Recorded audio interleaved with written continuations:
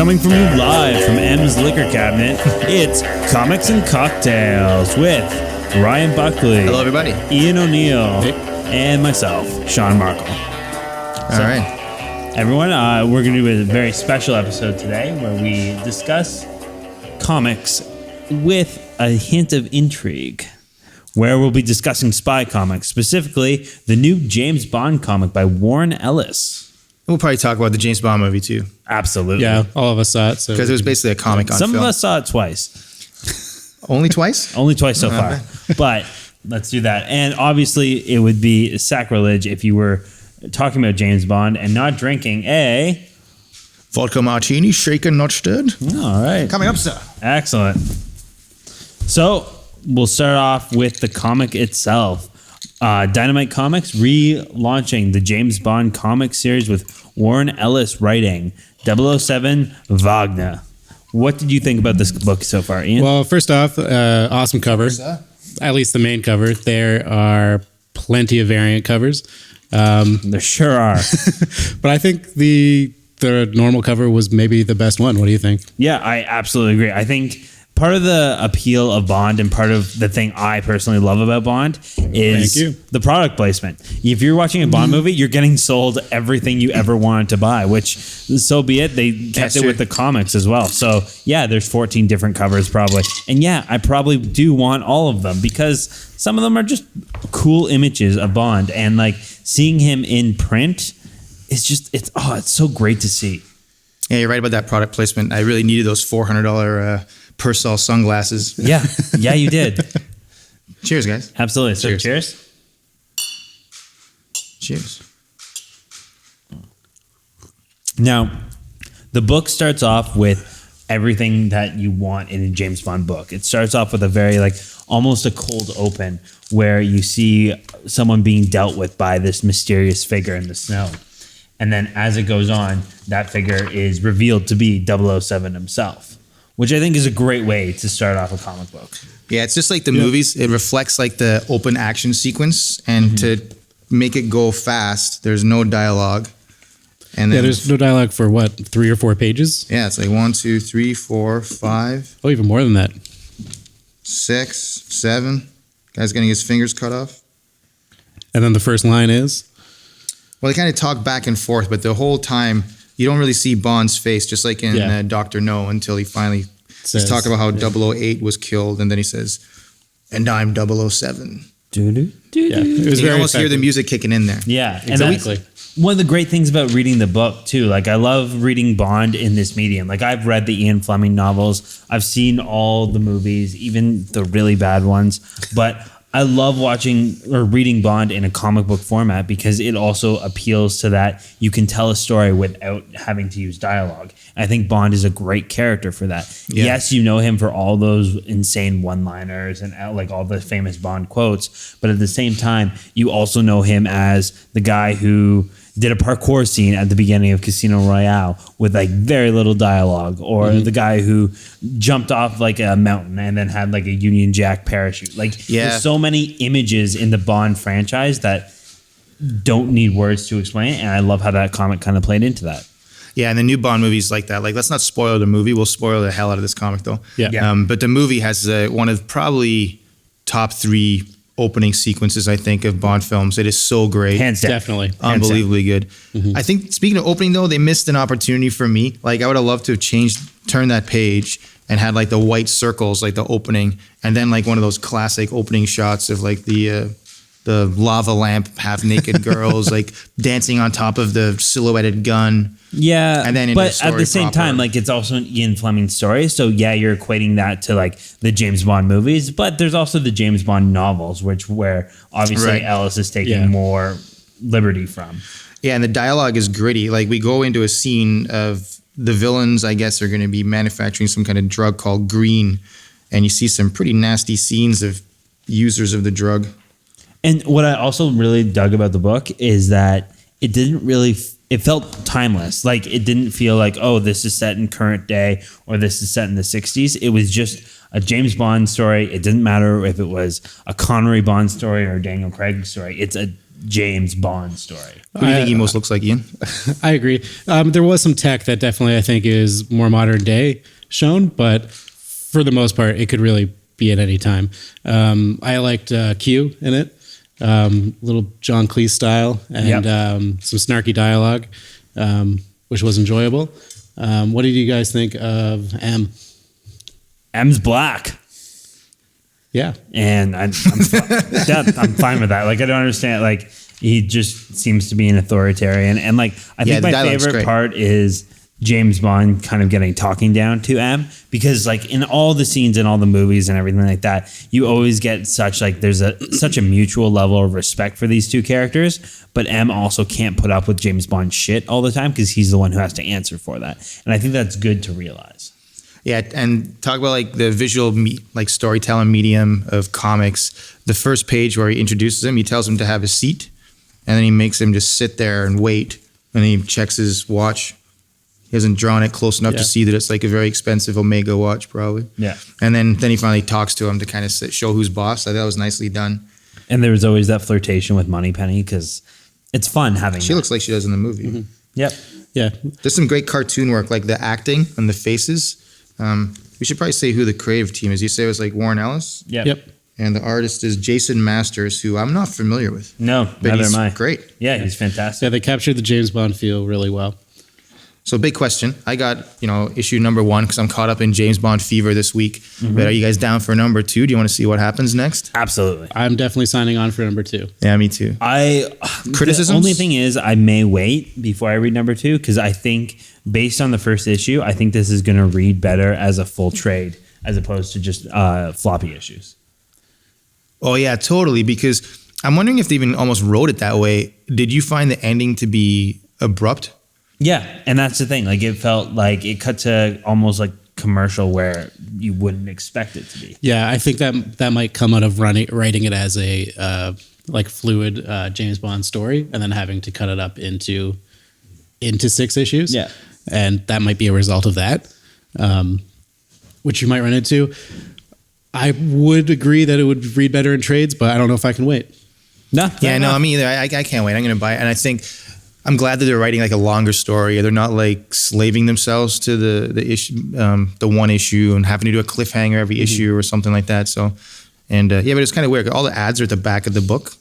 So I was like flipping through, like, did I miss a page? Like I checked the staples, and did I get a bad print copy or something? No. But they could have put like a tagline, like look for Bond. James Bond will be back in issue. Oh yeah, he's in issue 2. In issue 2, James Bond in Berlin. I mean, it might get tired. Yeah, they should have said that. I love that one stuff. Yeah, right? Whatever. Like, right? Yeah. Now, before we get into Spectre, let's talk about other spies in comics because it's such a broad genre, and some comic spy books I think are phenomenal. I don't know if I read a lot, but we were talking about Grayson. Yeah, definitely. Dick Grayson, for those of you who aren't caught up on the DC lore, he currently is on the lam. Everyone thinks he's dead, but that's kind of come out that he's not dead after the events of Forever Evil, and he is infiltrating an organization called Spiral. Right, and Dick Grayson is, if you don't know, he was the first Robin, so Batman's first student. So he's a gymnast, so incredibly acrobatic and strong and flexible, and now he's learning all this spycraft. And I came pretty late to this party. Like I only got the last couple of issues, and I've gone back and picked up the first trade, the first collection, and I'm only a little bit ways through it right now. But it's great. But I was trying to think when you said that. Let's talk about like spy comics. I don't really read that many. Mm-hmm. I mean, Grayson might be it. I don't read a lot of them either. The one I thought of, which might fit the genre, would be Secret Warriors. Yep. From a few years ago. Hickman's run. It ran for like 2 years, I think 24 issues. Yeah, it started with actually Hickman and Bendis writing, and that was Hickman's first like introduction into Marvel, pretty much. Yeah, Bendis plotted it, and I mean, with those two guys on it, it basically, whether it's spy or not, you're going to want to read it anyways. Yeah. They are one of Nick Fury's sort of teams after Secret Invasion, so he pulls out a bunch of lesser known people with powers in the Marvel universe and puts them together on teams. The problem being that it follows a team that's sort of more of a heavy hitter team as opposed to ones that are doing like the intrigue and stuff. Mm-hmm. So that's where I'm not sure if I would necessarily completely qualified as a spy comic. I think any book where Nick Fury is fighting Hydra counts as a spy Yeah, book. I mean, and you get Nick Fury alone time too, where he's definitely doing spy stuff. But when you're with like Daisy Johnson, who's now in Marvel's in Agents of Shield, like obviously earthquakes and stuff, not really great for spying.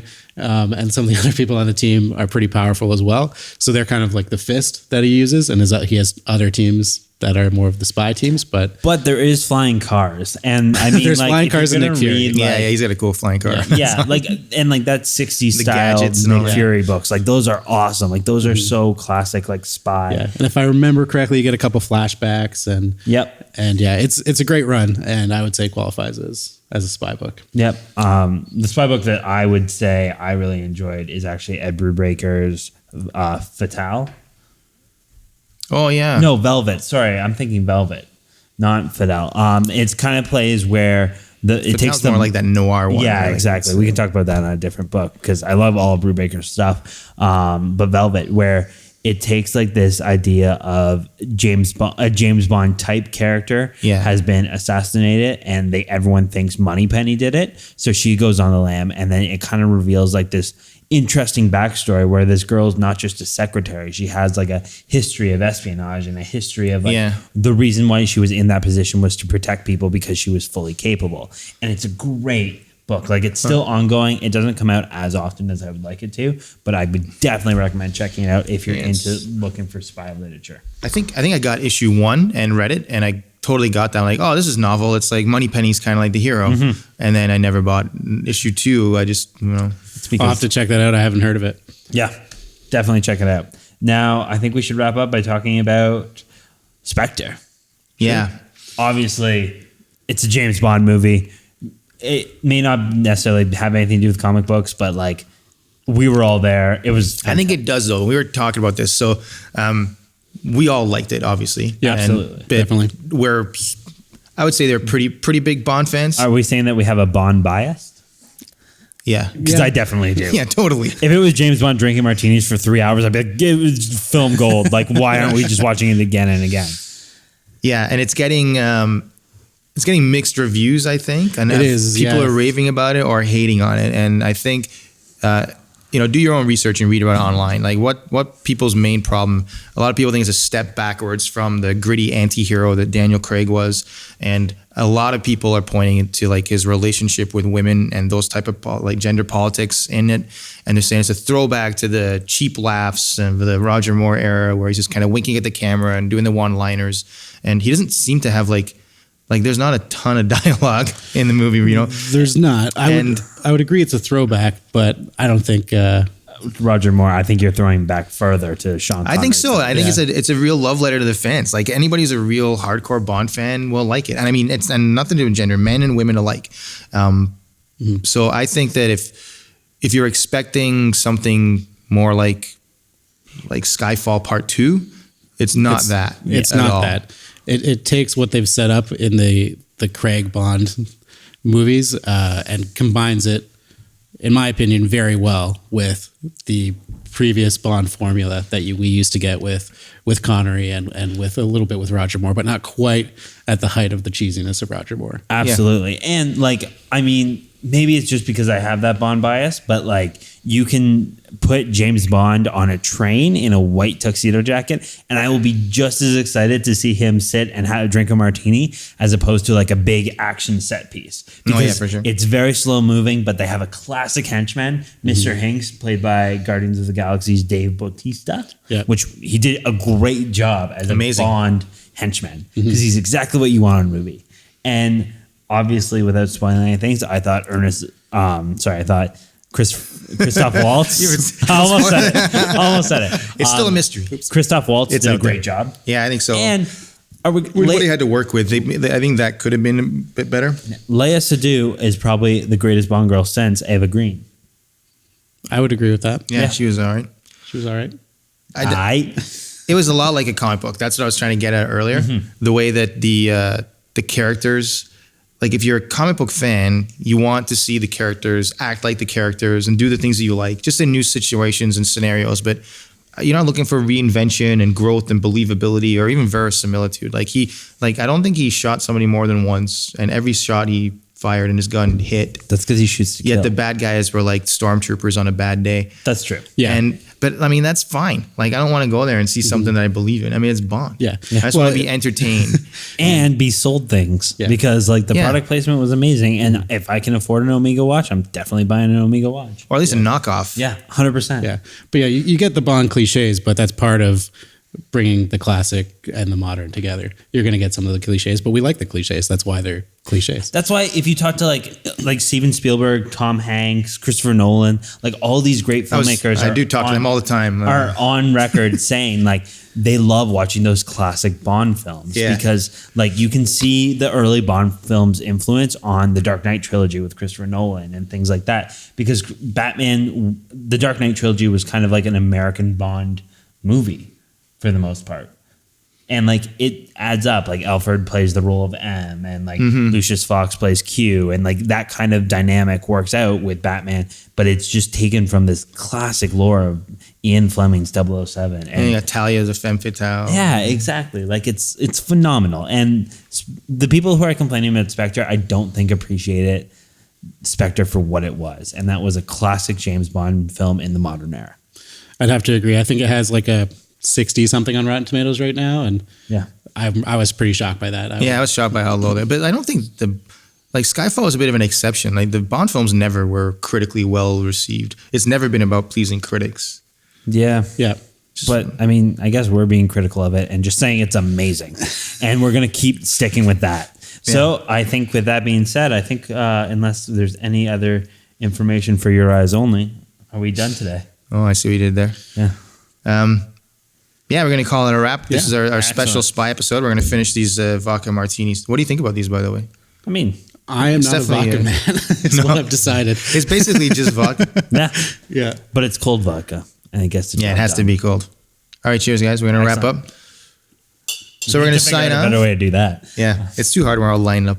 We're Comics and Cocktails. This was episode 3, our James Bond special. We're going to be back shortly, and we're part of the Full Pop Media family. You can check us out at Full Pop TV. That website address is FAUXPOP.TV. You can follow our RSS feed there. You can set up us on Android, on iTunes. There's also a link to our blog, and you can reach out to us by email and Twitter. And and we're recorded right here in the Full Pop station in Goderich, Ontario, and produced by the life model decoy robot of Mark Hussey this week. And we'll be back soon. And as always, thanks for listening. All right, take care. Cheers, guys. Double cheers? Double cheers. Multiple cheers. I just want to get rid of it. Good point. Awesome.